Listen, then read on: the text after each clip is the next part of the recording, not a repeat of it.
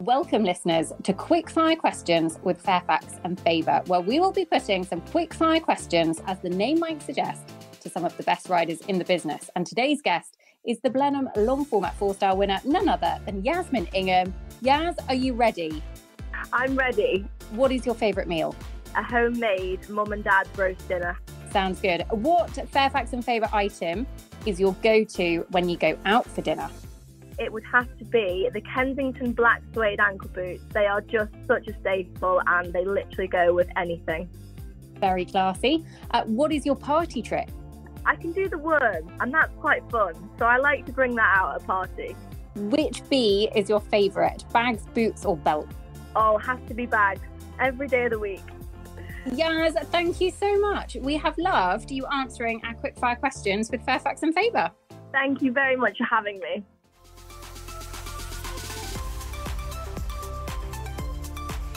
Welcome to the Echo Ratings Eventing Podcast and the CHIO Aachen review show. I think, listeners, we probably all needed the last couple of days to just recover slightly. I know that I basically went straight to a darkened room and lay down in my dreams anyway for about half an hour because my goodness me, it was a roller coaster of emotions. I am delighted to say that we have a very special guest on the review show to look back on all things Aachen. Tilly Berendt, fresh from returning from Aachen at the weekend. Hello. I don't know that fresh is the right word, but getting there. As you say, sleeping in a darkened room, I think, has been the name of the game after what has been the most exciting Aachen of my career, certainly. And I'm so excited because you and I both worked through Aachen, but in very different capacities, saw very different things. I had a very different angle on this. So I'm so excited to get in your head and share what it was like, boots on the ground in the rain as well. I was going to say, I feel like actually we've kind of touched upon a few of the things that we're going to discuss, but listeners, basically this is going to be me and Tilly kind of gossiping about Aachen as to how it unfolded and exactly the key moments, because there were plenty of them. First of all, can you sum up Aachen 2023 in 3 words? Roller coaster of emotions. And I know that's a cliche in our sport, but it was that from top to bottom, wasn't it? I mean, you can't really argue with that. When we thought we had sort of one chapter of the story, the next chapter came and changed the entire book. It was just all over the place. So where do we want to start? We can start, I think, with the individual competition, and then we can kind of go into how the team competition unfolded. So let's talk about our winner for a second. Yaz Ingham, Banzai Noir, who led after the dressage with a 23.5, then had, quite frankly, a shocking 2 time penalties in the show jumping, which dropped her down to 3rd. First of all, reaction to the dressage. She did a beautiful test. It was lovely, really, really smart, no mistakes, scored plenty of nice marks in there, was a worthy leader, I think. Absolutely. And I think what we saw at Aachen in the dressage was a little bit what we'd seen at Le Moulin a couple of weeks before, in that it was extremely hard to get the judges to give you marks. And I was speaking to riders come through the day. Obviously, Yaz went very, very late on. So through the day, as I was speaking to riders, they were kind of scratching their heads and saying, we're not 100% sure actually what they're looking for, because we're kind of watching different tests and usually you can get a sense of what's being rewarded. But today we're a bit baffled. We don't really know what the right thing to put forward is to get these marks. And that was a little bit the case that it had been at Le Moulin, obviously different grand jury there. But then Yaz, as one of the last riders, just comes in and lays down this beautiful, characteristic, flowing test. And I spoke to her afterwards and I was like, did you kind of feel that same stress of like, oh, what do they want? What are they rewarding today? And she was like, you know what? No, like she's been working really closely, obviously with Chris Bartle, but with Richard Davidson as well, through world-class training and training with him on her own. They've got a really good system. And she was like, all I can do is trust the system. Yeah, it felt like, certainly at the beginning of the day, that the low marks didn't really come in. We're quite used to Aachen scoring some pretty crazy dressage tests. You know, they're on a surface. It's some of the best horse and riders in the world. It's quite regular that we'll see lots of low 20s, mid 20s, late 20s tests. And actually, I think there were only 9 in the end that were sub 30.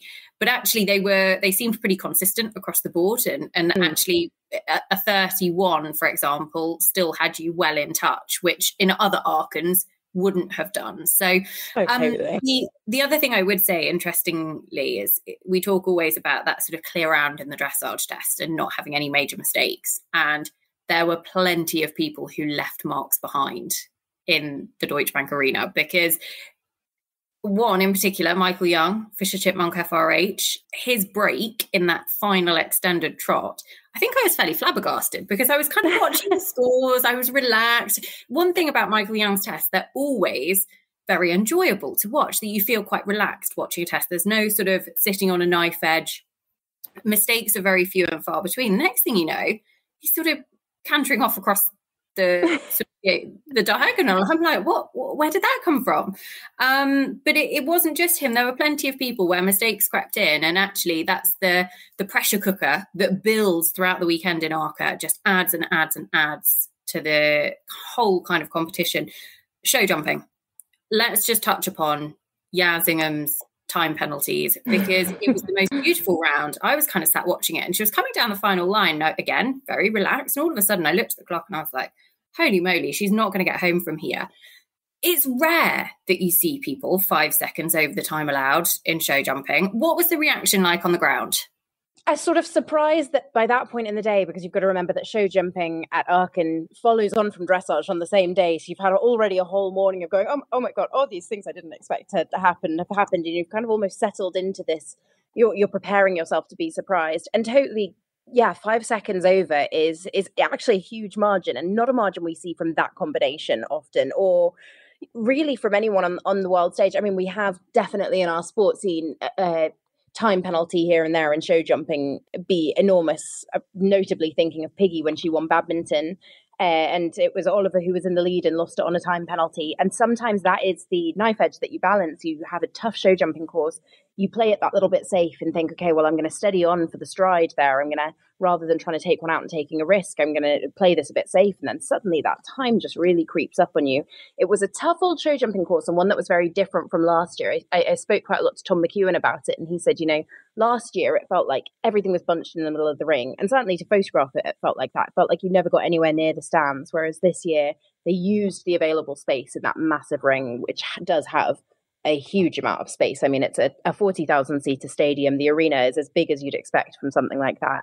And this year the course designer really did make use of every last meter of space out there. And I think when you have something like that, it's not similar per se, but in terms of how they used the space, it wasn't wholly dissimilar to what we saw at the World Championships in Protoni last year, which was a surprisingly big arena. And it was so easy to think, well, okay, I'm going to square off this turn. I'm going to really set my horse up, and suddenly you've lost another second. And then you do it again and suddenly you've lost another second.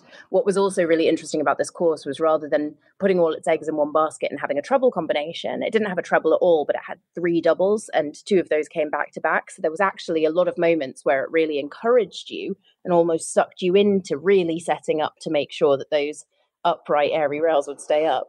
That final line, which ended up being the two doubles coming one after each other to the final fence, going away from the in-gate. Actually, if you were down on the clock by that point, you were down on the clock, full stop, because there was no way you could make up time.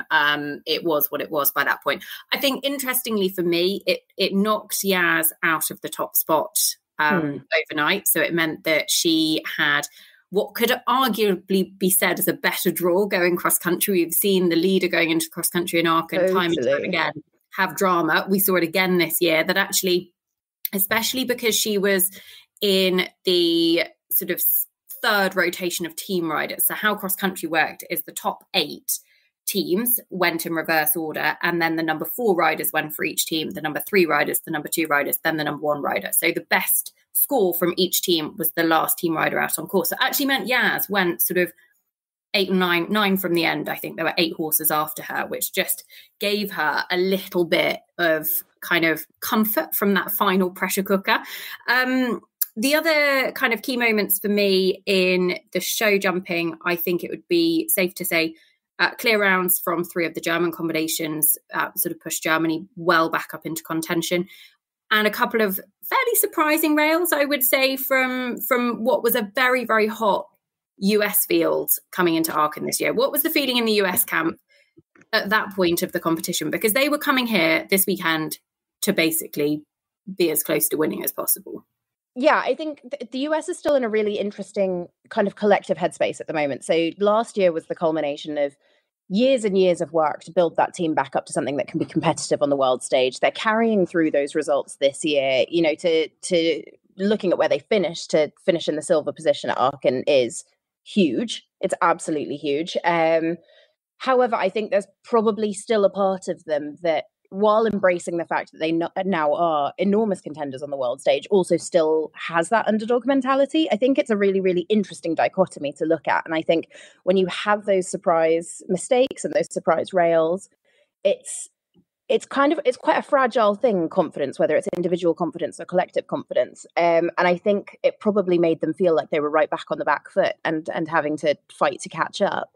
But as you say, they weren't the only ones to be really caught out by that course, which I think in a lot of ways mirrored the challenges of the cross country that was to come the next day. As you say, if you got late on in the course and you were down on the clock, there was no catching it up. That's absolutely the same concept that hits you with the cross country. It's really easy to take a risk to try to be competitive, and it's probably easier than any other 4-star then to have a mistake, whether it's a rail or a flag, as we saw in cross country, or any number of other issues. So it is this sort of really rapid fire roller coaster of a competition. And yeah, certainly the US lived every single one of those emotions through the weekend. Okay, I feel like we should go on to the cross country, because this is where the conversation really gets interesting. So going into the cross country, let's just remind ourselves of how things looked going into the cross country. So individually, Tom McEwen led 24.3, not even a second in hand of Michael Young for Chipmunk FRH, 24.4, Yazing back in third. Then you had Tim Price, Will Coleman, Libusa Lubica, who we're going to talk about as an absolute superstar for the future for Germany, Gurug Lacoz, Calvin Bachmann, Tammy Smith, Kevin McNabb. That was the top 10. The team situation was as follows. Great Britain, very comfortably out in front. Then Germany, New Zealand, the US, Australia were probably the ones most in the mix for a podium finish. And then France, Ireland, and Switzerland. So that is how things looked going out into the cross country. Then the kind of the Aachen story exploded in the cross country. Only 5 of the last 6 to go cross country actually managed to jump a clear round over Rudiger Schwarz's cross country track.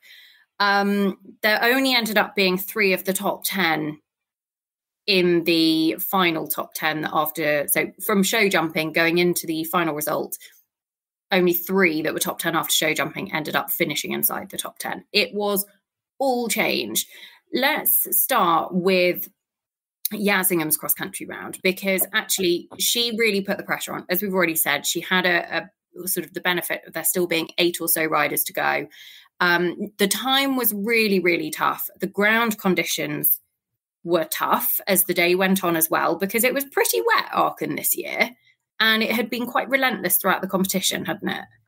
Yes, it had. I'm used to going to Aachen and it being very much a summer event, and then you have your own set of challenges. You know, you have harder ground, you have hot conditions, and you have to manage your horse's energy levels. This was a very wet, very, very cold, very windy. So in a lot of ways, actually nice for horses. They don't tire as easily in those conditions, but we did see the effect on the ground. We heard a lot of riders speak about the fact that they thought they probably could have gone a touch faster, but for the fact that the ground was energy sapping. Mickey Young very much said that about Chipmunk. Yes, you're so right to speak about Yaz's like sort of benefit of the draw there. And not every single year necessarily at Aachen, but most years at Aachen we see whoever the leader is, and it's always someone world-class because it's an invitational competition with a world-class field. Whoever is in the lead feels the pressure of that time and the pressure of that course so intensely that, generally speaking, we see people pick up a 20 at the final combination before the arena. That's usually the heartbreaking point. This year we saw it in a different place, but it happens so often. Whereas when you're that sort of 8 riders from the end, you go in, you have that kind of underdog, but not really an underdog because you're so close, and all you can do is your best. You have everything to gain and nothing to lose, really. So Yaz and Banzai, they're coming back for their first international competition since Kentucky. They had gone into Kentucky with incredibly high hopes, rightly so. They'd been second on the horse's debut there last year. They came in as world champion. It didn't go right for them at Kentucky, and you know, a lot of different factors can go into a cross-country course not playing out the way that you expect it to. Yaz very much blames herself for the little drive-by that they had at Kentucky. I would say that's that is partly down to the fact that they were held at the start box, which, you know, it's a really unique situation. You dial your warm-up in perfectly and then you're held at the start box, and what do? You never know how long you're going to be held for, how much you should be doing, how little you should be doing, how to keep your horse on the boil. Anyway, mistakes happen. Young horses particularly need the grace to be allowed to make their mistakes and learn from them. I mean, we've seen that time and time again with horses that have gone on to be exceptional. London 52 was a great example of that. They came back to Aachen as their first international back since then, and there was no point during that cross-country round or during any of their week at Aachen where you could see any knock-on effect of a loss of confidence. And I think that's a real testament to Yaz's ability to compartmentalize, to take something that has gone wrong previously, to let herself feel however she needs to feel about it, and then go, okay, I've had my big feelings. Now I'm going to sit down with my coaches and my support team, and we're going to just deal with everything in a very methodical way. I think she told me that she's been taking everything right back to basics with Banzai, really just working on jumping small fences and turning left, jumping small fences and turning right, jumping small fences and staying straight. Can she do all of those things easily without feeling like one side is stronger or bendier or more supple than the other side? And doing a lot of the kind of exercises that I think all of us mere mortals would be doing at home on our horses, but just really getting the rideability there. And rideability is the name of the game at Aachen. And it showed all that work on strengthening the foundation showed. And there wasn't any point in that course where I thought, oh gosh, I don't know, or maybe they're going to have a drive-by here. You, of course, saw an awful lot more of that course than I did. I was boots on the ground in the rain, getting wet, photographing it. You, as commentator, will have seen an awful lot more. I'd be curious to hear how it looked from your vantage point. I mean, she looked class, to be honest. Very comfortable, very confident. She was quick, and she was one of the quickest of the day, actually. Only 2 people were 4 seconds over the time. That was her and Christoph Fowler, Cariatan S. Interestingly, one of the things that is so, I think, tricky about Aachen is that the time is really tight, but it almost feels achievable. Does that make sense? So people aren't necessarily getting, you know, when they're really pushing for the time, 8-10 time penalties. They're getting between sort of 4 seconds over and maybe 15 seconds over. And they are the fast rounds. And they are so close to getting the time. And yet it remains kind of elusively out of reach. The last 3 runnings of Aachen now, we've had nobody inside the time. But it almost makes it harder because you know that the time is so close. So you reach for it because you're really, really, really on it. But you're just not quite quick enough. But Yaz's round was brilliant. I think she possibly could have, I think looking back, felt, you know, on a day where it wasn't slippy, maybe she had a couple of things in there, but not a lot. I mean, she gave him a peach of a round. And I think for me coming home at that point, she was guaranteed 4th or better. And actually that had put a really good score on the door for the British team, who'd had a pretty tough cross-country day up until that point, with Gemma Stevens getting a 15 penalties for a flag. And then Kirsty Chabert picking up 20 penalties and time penalties as well. So they hadn't had a particularly straightforward sort of route at this point. And Yaz went in, sort of steadied the ship, and she did a brilliant, brilliant job. It felt like at that point, if you had have said, okay, the 3 we've got to go that could go ahead of her are the world number 1, Tim Price and Falco. You've got Michael Young, a double Olympic champion and treble European champion, etc., record 5-star finished score holder, etc. And you've got Tom McEwen, an individual silver medalist from the Olympic Games. If you had have said, okay, can she stay ahead of all 3 of those? Normally I'd have said, do you know what? No, she's going to be on the podium, but somebody will go ahead of her. And so I imagine it was a fairly agonizing wait for her as the morning progressed, as to sort of watching it all unfold, because it was just drama after drama after drama. And I'm going to start actually by kind of going back to the beginning of that drama. So Guérig-Lacoste, Esprit de la Loge, actually the heartbreaking combination that you said coming into the main arena that has caught some people out, it did catch him out. And he, I think, was aiming for a 15 penalties for a flag, but the horse definitely ran out, and therefore he was eliminated. So that was him. Then Kevin McNabb came out and, of course, had an early run out at fence 5, one of the little angled brush shoulders. So that sort of took him out of the reckoning. Then came Will Coleman off the record, who won in our 2021 and were absolutely motoring to the Turkish airline combination at 16, which if you watch Aachen, listeners, it's the one with all the driving obstacles around it. So we've seen Ingrid Klimke have problems there before. We've had Julia Krajewski, Samurai Dutot have problems there in 2018, which cost them the win. There's a lot going on in that part of the course. And Will Coleman came around the corner. The horse slipped a bit by the looks of it on the turn, and he ducked out. And you literally at this point are thinking, oh my gosh, this is unbelievably important for the US team, who actually ended up then having a very, very strong cross-country performance from their other three riders, which we'll touch on. But at that moment, it felt like the Aachen pressure cooker was really cranking up into top gear, because I think there were plenty of surprised people to see that.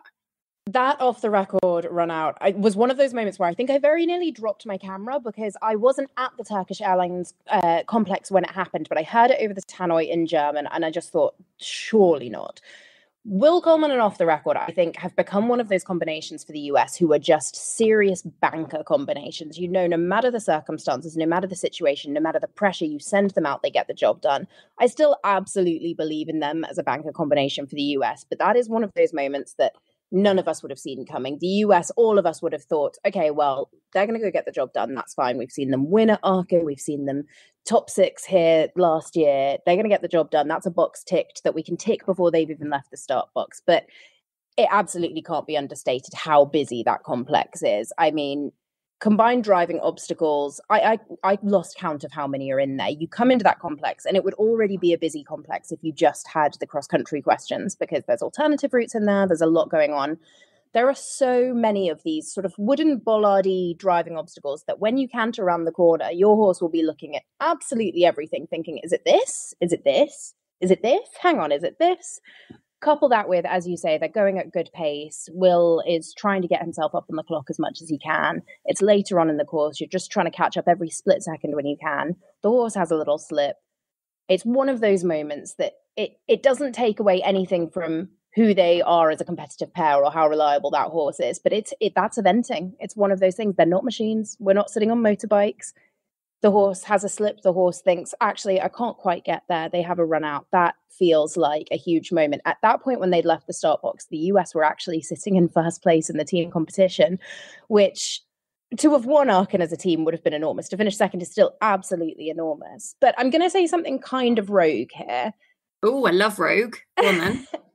In a funny sort of way, I wonder if it's not a bad thing for the US that it happened to the combination that they would have considered their banker. And my reason for saying that is, like I said earlier, they still, I think, they're enjoying the upward trajectory they've worked so hard for. They're starting to really believe in themselves as a nation that can fight against the big boys again.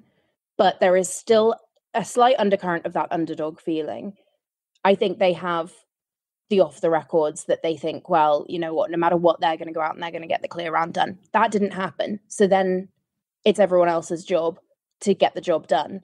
And that did happen. They still managed to finish second as a team. And it goes to show that even without the result that you almost come to expect from a certain horse and rider, it can still be done. And I think as tough as it is and as heartbreaking as it is for Will, who I hope recognizes that it is just a blip on the radar and they will be back and they will get the job done again, I think in a weird way, once the dust settles, it will be heartening for the rest of the American team to realize that actually we're all capable of doing this. We all have this now. We have this strength and this depth and this consistency that we are building throughout all of us. It's not about relying on one person anymore, as for a long time with the US team, it has been one or two people that they go, God, well, they've got to get the job done and hopefully the rest of us can as well. Now it's like, no, we can all do this. We all have this. So I hope that will be a positive that can be taken from that, both within the team and to people looking on over the team. I think, like you say, horses aren't machines, and the occasional sharpener is never a bad thing. Yaz Ingham's 20 penalties at Kentucky, for example. Totally. You look at their record and it's the only blip really on there. Yet it came at quite a high profile time and sort of was a bit of a shock and everything else. But actually, as long as that accommodation goes away and they work hard and they come back and they're firing, it never hurts anybody to just be sort of reminded that actually those marginal differences make all the difference on the leaderboard. It's better in Aachen as well than at the Olympics or than at the Europeans or anywhere else. Absolutely. I was just going to say that actually Will Coleman then sort of epitomised the Aachen roller coaster, because he's got in a little bit of a muddle and so couldn't find his way back to the alternative. And I think we all felt like Will at that moment in time, a bit like, oh my goodness me, this is really intense. And even if you are one of the greatest competitors that there are, it was unbelievably intense, and make no mistake about it. For me, it's what eventing should be like. You know, you have that real kind of intense pressure cooker of kind of emotion and just drama, and like you get sucked into the story. And I hope whether you were in Aachen in person or whether you were watching along, you did get sucked into the Aachen story, because it just kept twisting and turning. The next chapter was Tim Price's run out with Falco. The New Zealand team were having, at that point, not the most straightforward day. Janelle Price had fallen off, which, I mean, you never see Janelle Price fall off. No. Barely ever. I mean, I was as shocked as anybody else when that happened. And Falco had a late 20 penalties and then another coming out of the water in the main arena just before home, which I think he was the only person actually to have another problem very late on, maybe one other. But that had sort of taken him out of contention, and it feels like Aachen's been a big one, sort of missing off Tim's radar. The New Zealand team have won there previously, but it would have been a great shout for him this year. Michael Young's round, Fisher Chipmunk FRH. So he could be 6 seconds over to go ahead of Yazingham if he jumped clear, could not be 7 seconds over. I was very pleased that my maths came in right at that point. I'm not going to lie, because when you start calculating things, listeners, you put yourself out there that if you've got it wrong, you're going to look pretty damn silly, especially when the clock is ticking that close. And I thought Fisher Chipmunk FRH looked super cross country. I thought he gave him a brilliant round. He looked very comfortable. He looked really confident. He came home having ticked over 7 seconds over the time, which meant that we were guaranteed a first British winner of CHIO Aachen. I'm going to be fairly bold now. I think there was a second out there that Michael Young left. I think he would have been absolutely frustrated as hell. So first of all, let me just say that we talk about all this pressure on riders and horses on Aachen cross country, but let's talk about, let's kudos where kudos are due for the quick maths under pressure there, because I'm not sure I'd be able to do it on commentary. I mean, I was living on a knife edge. This was my version, Tilly, my version of basically riding around Aachen cross country. Absolutely. Very impressive. Who knows? But yes, I do. I think you are totally right. I think it's been a really, really interesting. It was a really interesting competition to watch Mickey Young at. As you said, looking back at the dressage, we never see the man make a mistake. We look at the horses that he's been extraordinarily successful on over the years.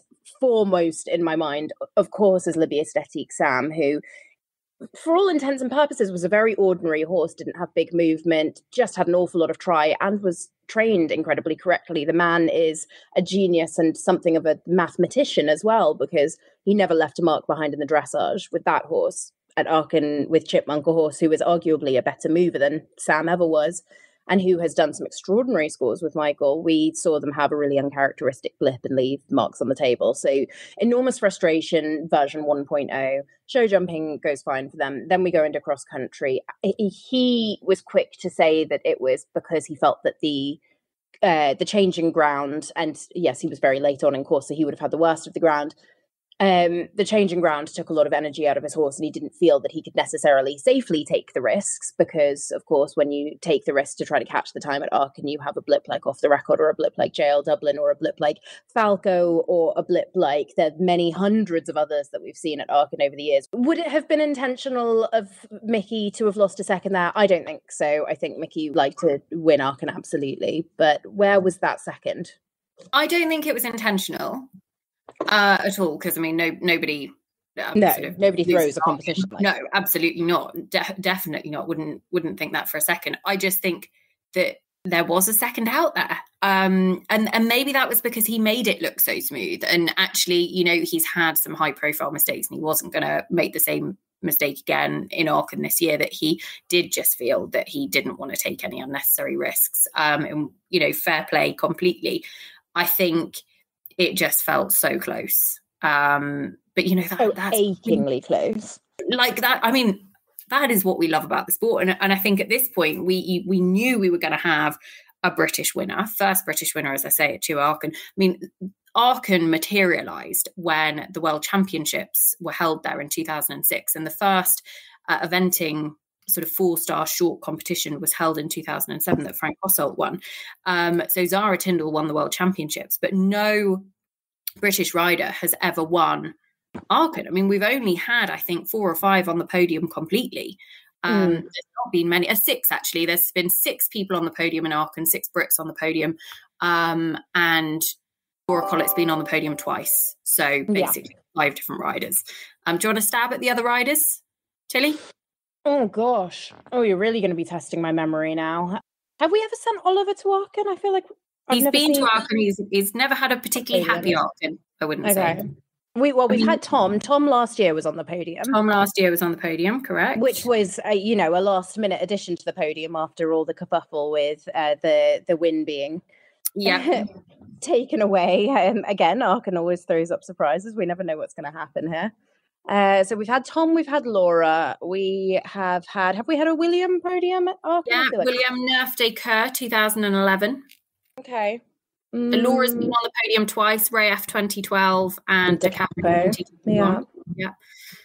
The last one's a bit of a dark horse. Emily Chandler got Fada Diamond in 2020. Ah, yes.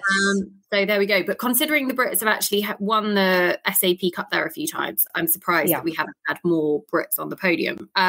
Anyway, going back to the sort of the final moments of the cross country, Tom McEwen went out on course. Michael Young's time penalties had actually opened the door back up for the British team to take the top spot in the SAP Cup, but it meant that Tom was going to have to be one of the fastest of the day. I think he had 4 seconds in hand over Yazingham to take the individual title and the team competition for Team GB as well. If he'd have been 6 seconds over, he'd have still won, but the Britain would have dropped below Germany. So it was all very, very, very, very close.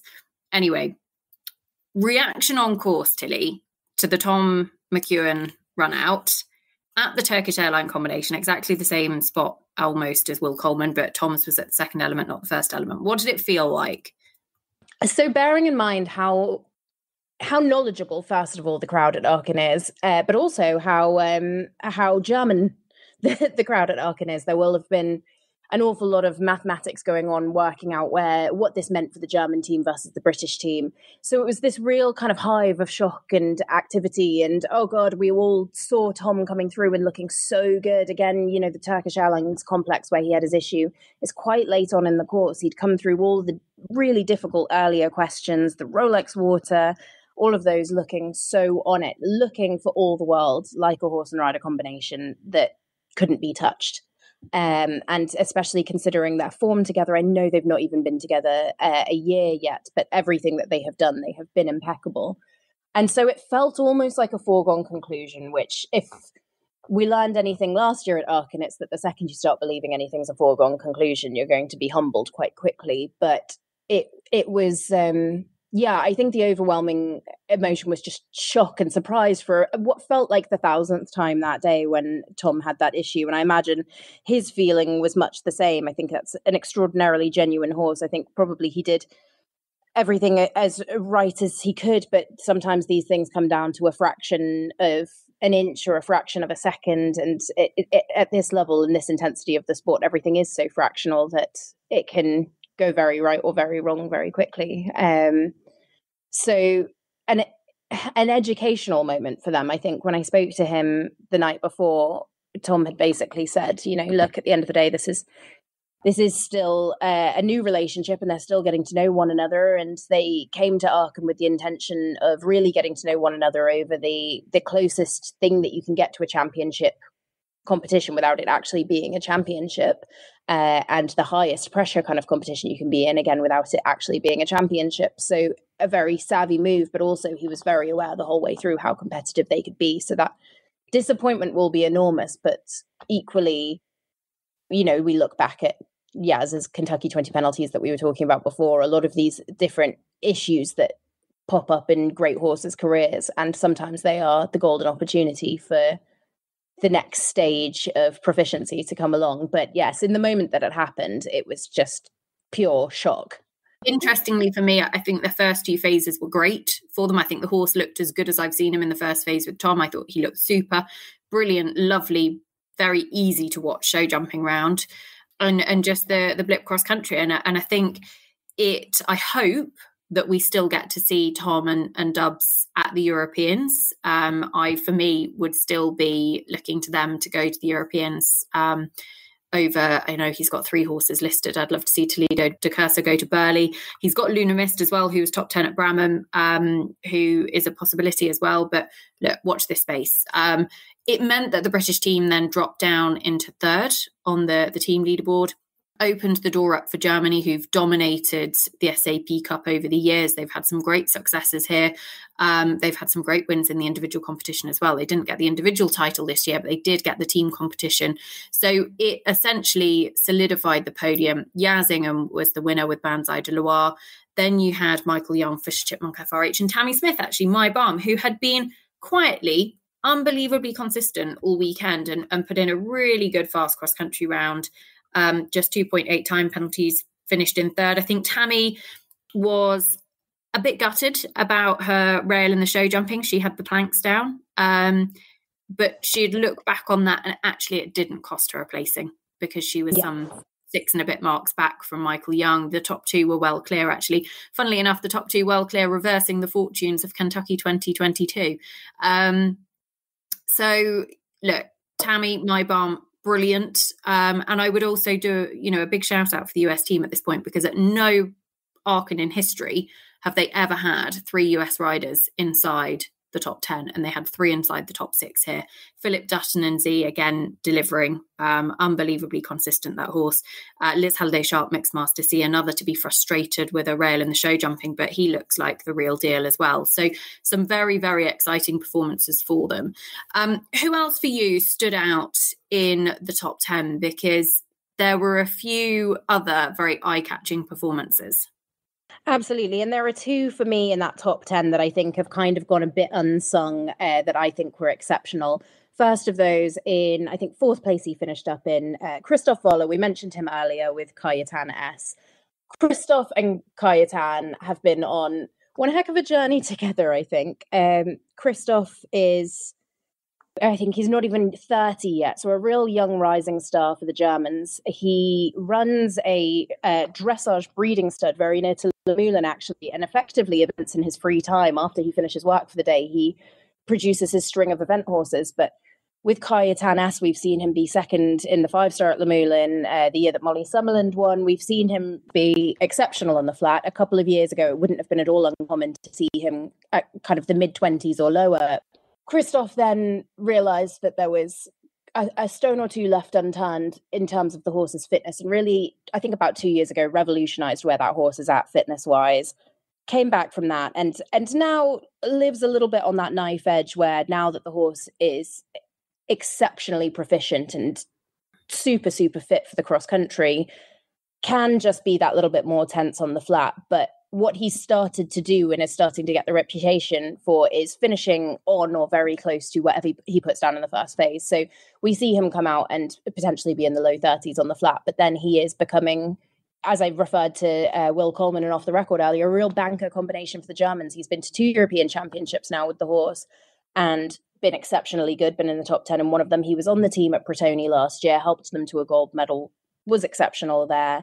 He's gone and he's done the job again. And I think this is just one of those incredibly cool horses and riders that they're still quite new on the senior German team, really. I mean, they've been around for a couple of years now, but I would say globally, they're not yet a household name, but I think they're working their way in that direction. And I think I'm hoping, and I don't really see a universe in which they don't go to the Europeans this year. I mean, knock on wood, barring horse injury or anything like that, I think we could go see them do some serious work again this year. We've seen the German long list now, which does have some notable omissions. It doesn't have Julia Krajewski on it. I think we'll see Christoph go and be a real linchpin there with Paris on the horizon. So I thought it was gratifying to see another super result from them.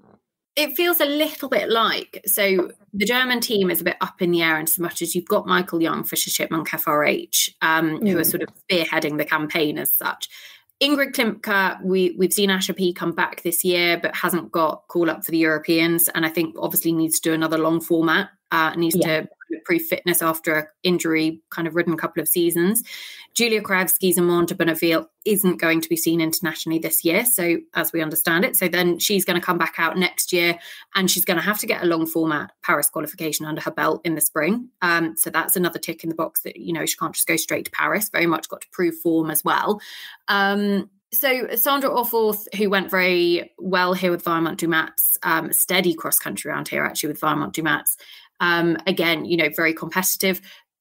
But it feels like actually there is a window of opportunity. For so long, you had Le Beer Sam, you had Hale Bob, you had Opgun Luvo, and now, you know, there's a bit more movement in terms of the squad, and there's opportunities and sort of spaces arising. Watch this space for Paris next year. The other one for me, there were a few more actually, to be fair, but the two I'm going to pick up on actually were individuals. So Frida Anderson and Box Leo were the only combination there for Sweden. And I think Sweden would have been frustrated not to have been able to field a team, because they basically, the way the team works in Aachen is that it's the top 8 in the world rankings at the start of the year, at the beginning of January, that get invited to field a team in Aachen. So Sweden missed out, but the individual they did send finished inside the top 10, were brilliant in all 3 phases. They look a great combination to look out for at the Europeans. And then the 2 Belgium riders, the individuals for Belgium, who again didn't have a team invited, but they had Laura de Liederkirk and Maya Ducati d'Arville, who finished 10th, and Jarno Verwemp Mahalia, who finished 14th. And both of those combinations, I think Belgium will be absolutely delighted with them. Lots to look forward to, looking for a European Championships bid in a few weeks, looking to get that ticket to Paris sewn up. And I think they've been in good form this year. Kai-Stefan Meyer doing a great job with them. And I think the results are really starting to come together.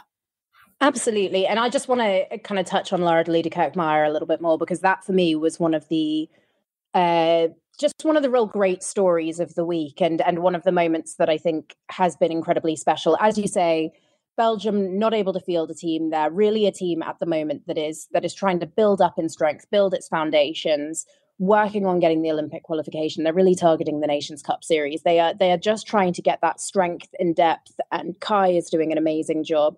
Kai-Stefan Meyer, a very good German event rider in his own right, now the chef de keep of the Belgian team. Also, of course, Laura's husband. And I had a really, really good long chat with her after the competition had wrapped. And you know, the sense of relief that she had was palpable. She had a really tricky 2022 season, I think it's fair to say. She got a long-awaited World Championships call-up. She hadn't previously been able to, I think the previous World Championships, she had been pregnant and hadn't been able to go. There had basically had been waiting in the wings for a long while. She has long been Belgium's kind of leading rider. Went to the Bretoni World Championships last year and had the most unlucky fall at the first fence, which you so seldom see. Certainly would be out of character for her and her horses. She's got a really good relationship with a team of largely homebred horses. And I think for Lara last year, there was a real knock-on effect of, when things start to go wrong, it almost is that snowball effect, isn't it? Where you start waiting for the next thing to happen. You start waiting for the other shoe to drop. You stop thinking, oh, well, I can go into this and I can perform and I know I can do X, Y, and Z. You start thinking, well, what's going to go wrong this time? And I think for Lara last year, that was just one of those incredibly tough years. You know, she said to me at Bretoni, when she felt herself hit the floor, she thought, I'm in a nightmare. I'll wake up in a minute. This isn't real. This can't be real. But it was real, and she had to rebuild from that. And she's done an enormous amount of work just to really get her head straight, to learn how to live in this new dichotomy of her husband, her best friend, her business partner, who they've always done everything together. Now he's also in the chef to keep role, which, you know, I think that's an enormous change to have to reckon with. She had to come back to herself really and remember who she is as a rider and get herself back on track there. And I think she's put in an enormous amount of work with all her horses. We saw her have a very good Lamulin as well with her too. I believe they're both 10-year-olds, maybe 11, two young mares who would very much be on the Paris pathway. I think she's on the right track, and I think Belgium also is enormously on the right track, and I think they're just a country that we should all be quietly keeping an eye on, because I think they could be the next fairy story in the way that the Swiss have been so extraordinary and so much fun to follow over the last few years. I think Belgium could be putting themselves on a similar trajectory to that.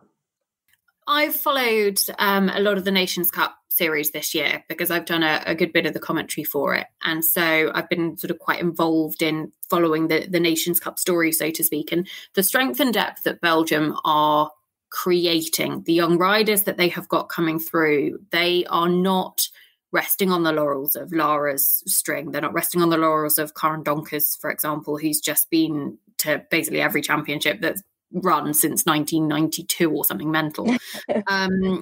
They are very much kind of building strength and depth and building opportunities and giving riders really good exposure. And the riders are stepping up. I'm really, really excited for them over the next few months. And I cannot wait to see, I hope the championships in Harapan go their way, to be honest, because they've put in some serious commitment. And I think it deserves to be rewarded.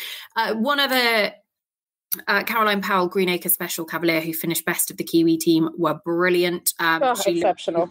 We've not seen her since badminton, and she's grown up a lot since badminton. An Aachen experience will have been brilliant for her going into Paris next year, and I think we'll probably see them head somewhere for a big long format before the end of the year, and watch this space because they look like they've got all the ingredients. The Irish team as well, Joseph Murphy, another top 10 for Calmaro in Aachen. Ryogan Rua, Castle Daniels, I mean, that little mare just keeps coming out and delivering, doesn't she? She ended up finishing 11th and was certainly brilliant in all phases. Very much kind of consistency is key with her. She might not always jump a clear round. She might not always produce the best test in the dressage, but my goodness, she just turns up and does the job and actually does a great job at that. So the Irish actually ran pretty close to the Brits in the podium positions. Ended up being Germany, the United States, and then Great Britain, a good way back in the end in third. But on the whole, an absolutely epic Aachen. I cannot tell you how good it was to follow, listeners. If you didn't watch it and you want to go back and relive it, do it. Go to Clip My Horse, go and watch it back, because even if you've seen it, you won't fail to be, swept up in the excitement all over again. It was brilliant. Tilly, thank you for coming on the show and sharing an Aachen insight with us.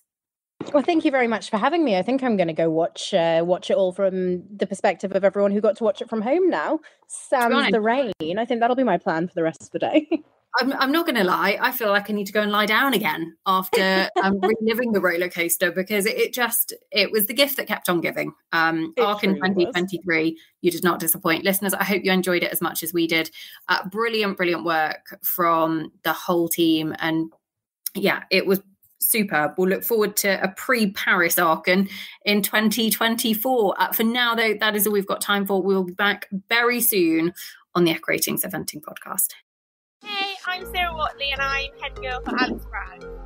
My favourite Cardé Master product is medicated shampoo. We use it every day after horses are worked. Helps get all the grease and grime out of the coat and any little scabs.